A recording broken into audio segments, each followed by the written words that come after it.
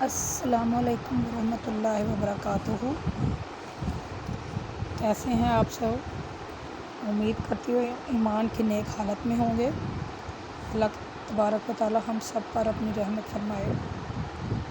آج سورۃ بقرہ کی جو یہ آیتیں ہیں، آیت نمبر 222 اور 223، آیت نمبر 222 اور 223 سورۃ بقرہ کی، یہ عورتوں کے بارے میں آیت ہے۔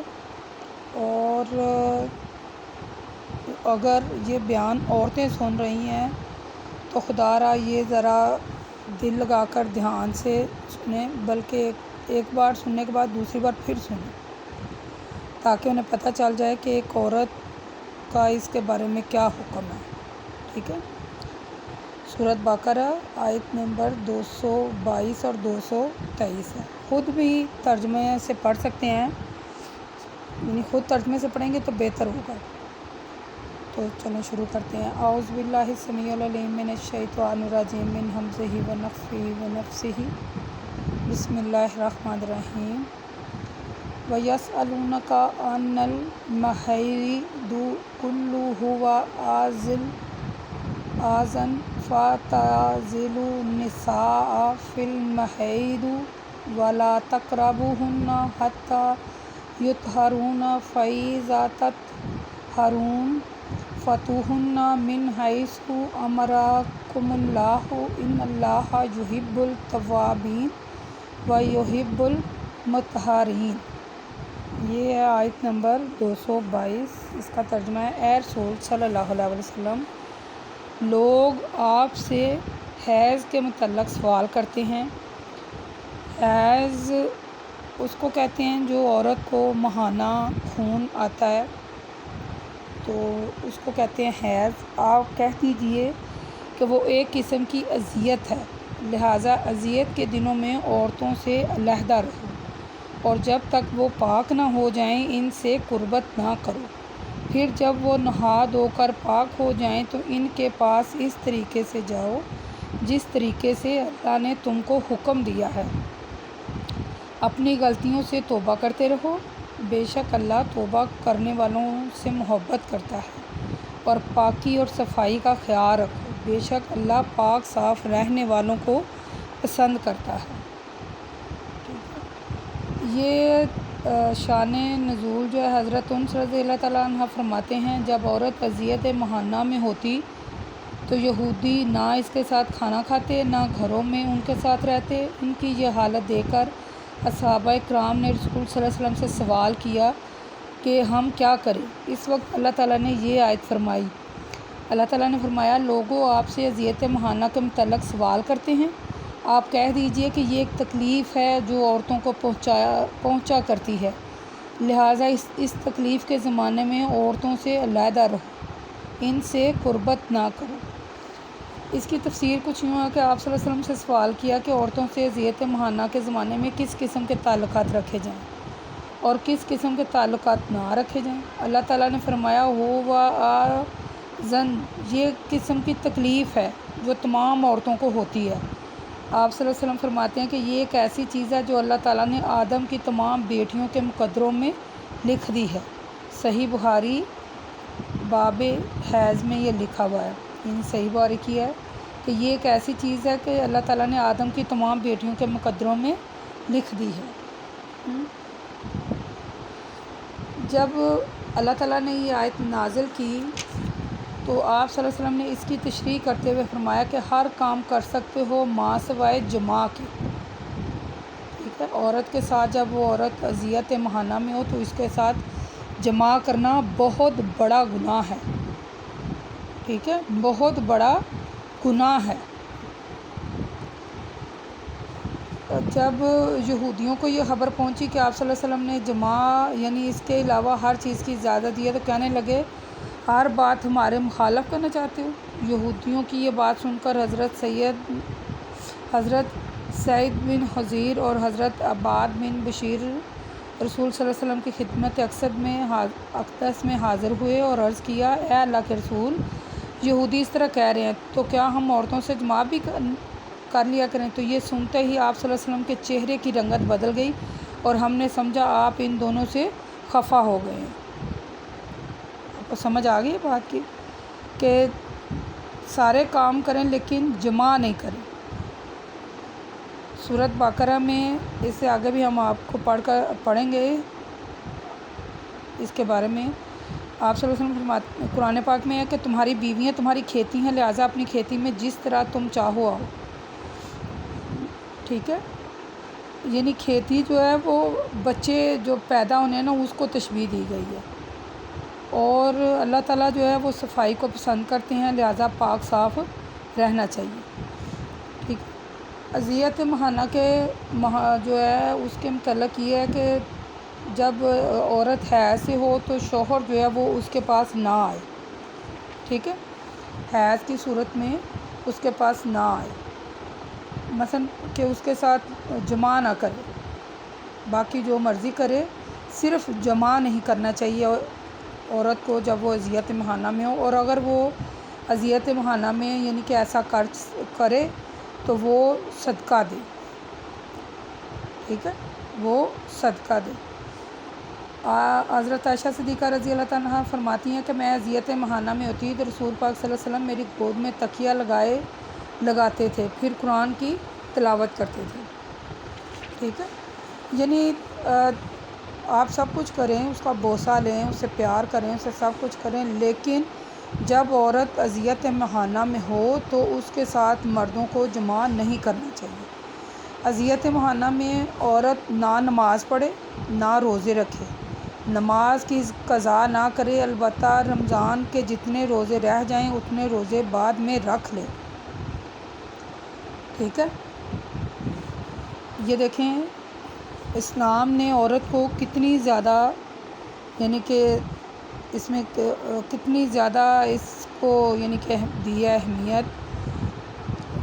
آپ صلی اللہ علیہ وسلم فرماتے ہیں کہ یہ بات نہیں کہ عورت جب اذیت مہانہ میں تو نماز نہیں پڑھتی اور نہ ہی روزے رکھتی ہے، یعنی اس میں جب ہم اذیت مہانہ میں ہوتے ہیں تو اللہ تعالیٰ نے ہمیں یہ ایڈجسٹمنٹ دی ہے کہ ہم نہ ہی نماز پڑھیں اور نہ ہی روزے رکھیں، لیکن جب مثلا کہ وہ روزے جو ہیں وہ جب یہ ختم ہو جائے تو رمضان کے بعد میں وہ روزوں کی تعداد پوری کرے۔ ٹھیک ہے، نماز کی قضا کا بھی جو حکم ہے وہ نہیں ہے کہ جب آپ کو ماہانہ اذیت ہو تو جب بھی شروع ہو یعنی حیض جب شروع ہو جائے تو آپ نماز چھوڑ دیں اور روزہ بھی چھوڑ دیں، اور بعد میں روزوں کی جو قضا ہے وہ کرنے ہیں اور نماز کی قضا نہیں ہے۔ ٹھیک ہے، جب یہ خون ہو تو بیری کے پتوں کے ساتھ انہیں دھو لینا چاہیے۔ ٹھیک ہے، تو یہ جو عورتیں ہیں ان کو میں ایک اور بات بتاتی چلوں یہاں کہ جب بھی آپ کو ماہانہ حیض ہو اور پھر آپ جب پاک ہونے کے دن ہوں تو آپ ایک یعنی کہ صاف کپڑا لیں جس سے داغ جو ہے وہ نمایاں ہو جائے، آپ وہ چیک کر لیں کپڑا اس جگہ پر رکھ کر کہ کیا ہمیں کوئی داغ تو نہیں لگ رہا۔ اگر داغ نہیں ہے تو آپ پاک ہونے کی نیت کر لیں۔ ٹھیک ہے، اور عورت جو ہے پہلے اس نے دیکھ لیا کہ وہ داغ نہیں لگ رہا ہے تو اس کے بعد وہ اپنے جسم کی صفائی کرے۔ ٹھیک ہے، اس کے بعد وضو کرے، پھر غسل کرے، پھر وہ جب غسل کر چکے تو پھر اپنے پیشاب والی جگہ پر کوئی خوشبودار پھویا لگائے۔ ٹھیک ہے، یعنی کوئی وہاں خوشبودار کوئی تیل ہی لگا لے، کوئی پھویا لگا لے تاکہ مردوں کو جب وہ خوشبو لگائے گی تو مردوں کو اس کی خوشبو سے یہ پتہ چل جائے گا کہ آج یہ عورت پاک ہو گئی ہے، پاک ہونے کی نیت سے یعنی کہ وہ پھویا لگائے۔ ٹھیک ہے، اور اس میں آگے بھی چل کر میں آپ کو اس کے بارے میں اور بھی سورۃ نساء میں بھی ہے تو اور بھی آپ کو بتاؤں گی، تو لیکن یہ جو میں نے آپ کو بتایا کہ جب حیض سے فارغ ہو جائے تو پھر وہ اپنے جسم کی صفائی کرے، پھر وضو کرے، پھر غسل کرے اور پھر اپنی پیشاب والی جگہ پر تو وہ کوئی خوشبودار تیل وغیرہ وہ لگائے۔ ٹھیک ہے، اس کے آگے ہے جی آیت نمبر 223، نساءکم حرث لکم فاتوا حرثکم ان آنا شیاتم وقادموا لانفسکم واتقوا اللہ واعلموا انکم ملاقوہ وبشر المؤمنین۔ یہ آیت نمبر 223 ہے۔ اے ایمان والو، تمہاری بیویاں تمہاری کھیتیاں ہیں، اپنی کھیتی میں جس طرح تم چاہو آؤ، اور اپنی موت سے پہلے بہت سی نیکیاں اپنے لیے بھیجو۔ اللہ سے ڈرتے رہو اور اس بات کو اچھی طرح جان لو کہ قیامت کے دن تم ضرور اللہ سے ملاقات کرو گے۔ اور اے رسول صلی اللہ علیہ وسلم، آپ مومنین کو خوشخبری سنا دیجئے کہ اس دن انہیں نہ کوئی خوف ہوگا نہ وہ غمگین ہوں گے۔ اس کے بارے میں حضرت جابر رضی اللہ تعالیٰ عنہ کہتے ہیں کہ یہودی کہا کرتے تھے اگر بیوی کے پاس اس کے پیچھے کی طرف سے آئے گا تو بچہ بہنگا پیدا ہوتا ہے۔ ان کی تردید میں یہ آیتیں نازل ہوئیں۔ حضرت سلمہ رضی اللہ تعالیٰ عنہ کہتی ہیں انصار کی عورت کے پاس پیچھے کی طرف سے نہیں آتے تھے، اور یہودی کہتے کہ جو شخص اپنی بیوی کے پاس پیچھے سے آئے گا تو بچہ بہنگا پیدا ہوگا۔ جب مہاجرین مدینہ آئے تو انہوں نے انصار کی عورتوں سے شادیاں کی اور ان کے پاس پیچھے کی طرف سے آنے لگے۔ ایک عورت نے اس معاملے میں اپنے شوہر کا کہا ماننے سے انکار کر دیا۔ اس نے کہا تم ایسا ہرگز نہیں کر سکتے یہاں تک کہ میں رسول صلی اللہ علیہ وسلم کے پاس ہو کر نہ آؤں۔ یہ کہہ کر وہ حضرت سلمہ کے پاس پہنچی اور ان سے اس بات کا ذکر کیا۔ انہوں نے کہا بیٹھی رہو جب تک رسول صلی اللہ علیہ وسلم تشریف لائے۔ جب آپ صلی اللہ علیہ وسلم تشریف لائے تو اس نے آپ سے پوچھتے ہوئے شرم آئی اور وہ چلی گئی۔ حضرت سلمہ نے آپ صلی اللہ علیہ وسلم سے پوچھا، اس وقت یہ آیت نازل ہوئی۔ آپ صلی اللہ علیہ وسلم نے فرمایا اس نصارہ کی عورت کو بلاؤ۔ حکم کی تعمیر میں اس عورت کو بلایا گیا۔ آپ نے اس کو یہ آیت پڑھ کر سنائی۔ آپ نے فرمایا شوہر اپنی بیویوں کے پاس ہر طرح جا سکتا ہے مگر ایک زمام میں، یعنی صرف جہاں پیشاب والی جگہ ہے وہاں سے، باقی پیچھے سے نہیں۔ یعنی آسان زبان میں نے آپ کو سمجھا دیا۔ یعنی تفسیر ہے کہ اللہ تعالیٰ فرماتے ہیں تمہاری بیویاں تمہاری کھیتیاں ہیں۔ اس آیت میں کھیتی سے مراد بچوں کی پیدائش ہے، کیونکہ بچوں کی پیدائش صرف قبور میں جمع کرنے سے ہی ہوتی ہے۔ یعنی قبور میں جمع کرنا، یعنی آپ صلی اللہ علیہ وسلم نے مجلہ بالا حدیث کے الفاظ لا انی زمام واحد ایسا نہ کریں۔ مثلا آپ کو اس کی وضاحت میں کر دوں کہ جو پیشاب والی جگہ ہے وہاں سے ہی جمع کرنا چاہیے، کیونکہ وہاں سے ہی بچے پیدا ہوتے ہیں۔ یعنی آسان زبان میں آپ کو سمجھا رہی ہوں کہ آپ کو اچھی طرح سمجھ آ جائے کہ پیشاب والی جگہ سے ہی جمع کرنے سے بچے پیدا ہوں گے، نہ کہ پیچھے سے کرنے سے۔ تو اس لیے پیچھے کرنے سے منع کیا گیا ہے۔ تو جب آپ پیشاب والی جگہ سے جمع کریں گے تو بچے ظاہر ہے وہیں سے پیدا ہوں گے، ٹھیک ہے۔ تو اللہ تعالیٰ فرماتے ہیں کہ جمع جس طرح چاہو کرو، ان طریقوں میں کوئی خاص طریقہ کی اہمیت حاصل نہیں ہے۔ یعنی نیکیاں جو ہیں جمع کرنی چاہیے، یعنی اس کے آگے یہ آتا ہے کہ نیکیاں جو ہیں وہ جمع کریں۔ بات یہ ہے کہ اسلام پر پوری طرح عمل کرنا چاہیے، اسلام کے مطابق زندگی گزارنے میں کوتاہی نہیں کرنی چاہیے۔ واتقوا اللہ، اللہ تعالیٰ سے ڈرتے رہنا چاہیے، اور یہ اچھی طرح جان لینا چاہیے کہ ہمیں اللہ سے ملنا ہے اور اس کے دربار میں پیش ہونا ہے، اور وہاں ہماری جو کوتاہیاں اس کی ہمیں باز پرس ہونی ہے، ٹھیک ہے۔ اور آپ حساب لگا لیں کہ ہماری جو پریشانی ہے اس کا کیا عالم ہوگا۔ اس پریشانی سے بچنے کے لیے ایمان کا صحیح ہونا ضروری ہے، ٹھیک ہے۔ اور ایمان والوں کے لیے اللہ تعالیٰ نے خوشخبری سنائی ہے کہ نہ انہیں کوئی خوف ہوگا اور نہ ہی وہ غمگین ہوں گے میدان محشر میں۔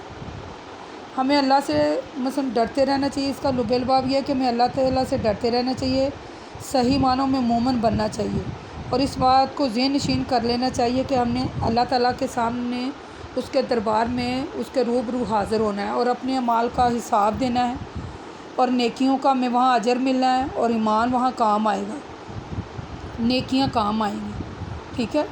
تو اپنے رب کی مغفرت اور جنت کے حصول کے لیے جلدی کرنی چاہیے۔ کہیں ایسا نہ ہو کہ ہماری زندگی کا اینڈ ہو جائے اور ہم نیکیاں حاصل نہ کر پائیں اور افسوس ہی کرتے رہ جائیں، ٹھیک ہے۔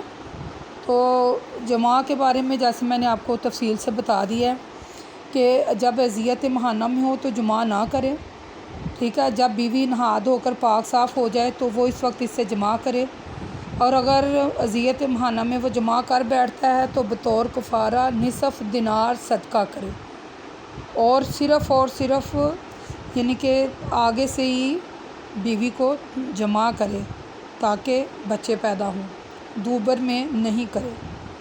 جب جمع کا ارادہ کرے تو دعا پڑھے، بسم اللہ اللہم جان بین الشیاطین بسم اللہ اللہم جنبنا شیطان و جنب الشیطان ما رزقتنا۔ اللہ کے نام کے ساتھ، اے اللہ ہمیں شیطان سے محفوظ رکھ اور جو اولاد تو ہمیں دے اسے بھی شیطان سے محفوظ رکھ۔ آپ صلی اللہ علیہ وسلم فرماتے ہیں کہ اگر تم میں سے کوئی شخص جب اپنی بیوی کے پاس آئے اور یہ دعا پڑھ لے تو اللہ تعالیٰ ان دونوں کو بچہ دینے کا فیصلہ کر لیا تو شیطان اس بچے کو کبھی نقصان نہیں پہنچائے گا۔ اس کے آگے ایک اور بات بھی ہے کہ جب ایک جمع کر لینے کے بعد اگر اسی وقت دوبارہ، یعنی کہ جب وہ دوبارہ جمع کرے تو وضو کر لے، دونوں جمع کے درمیان میں وضو کرے، ٹھیک ہے۔ اور مثلا اللہ تعالیٰ نے جو بچے تقدیر میں لکھ لیے ہیں وہ تو پیدا ہونے ہی ہونے ہیں، تو قیامت کے دن اللہ کے نزدیک بدترین مرتبہ وہ شخص کیا کہ اپنی بیوی سے تنہائی میں ملے اور اس کی تنہائی میں جو باتیں ہوں اور جو وہ کچھ تنہائی میں کرتا ہے اس راز کو ظاہر کرے، یعنی وہ بدترین شخص ہے جو اپنی بیوی سے تنہائی میں ملے اور اس کی باتیں باہر جا کر کرتا ہے پھر، ٹھیک ہے۔ اس کے آگے اور بھی انشاءاللہ تعالیٰ جو ہے وہ میں آپ کو سورۃ نساء میں اس کی آیتیں ہیں جو میں آپ کو اس اور بھی تفصیل کے ساتھ بتاؤں گی۔ تو اللہ تعالیٰ ہمیں نیکیاں کرنے کی توفیق دے اور اللہ تعالیٰ ہمیں اپنے حفظ و امان میں رکھے، اور اللہ تعالیٰ نے جو باتیں عورتوں کے حق میں نازل کی ہیں ان کو اس کا حکم ماننے کا، اللہ تعالیٰ اس کا حکم ماننے کی ہمیں توفیق دے، جن باتوں کے کرنے کا کہا ہے وہ کرنے کی توفیق دے اور جن باتوں سے منع کیا ہے وہ نہ کرنے کی توفیق دے۔ اللہ تعالیٰ ہمیں اپنی حفظ و امان میں رکھے اور شیطان کے شر سے بچائے۔ وما الینا الا البلاغ المبین وقولوا قولی ھذا استغفر اللہ استغفر اللہ استغفر اللہ وآخر دعوانا الحمد للہ رب العالمین۔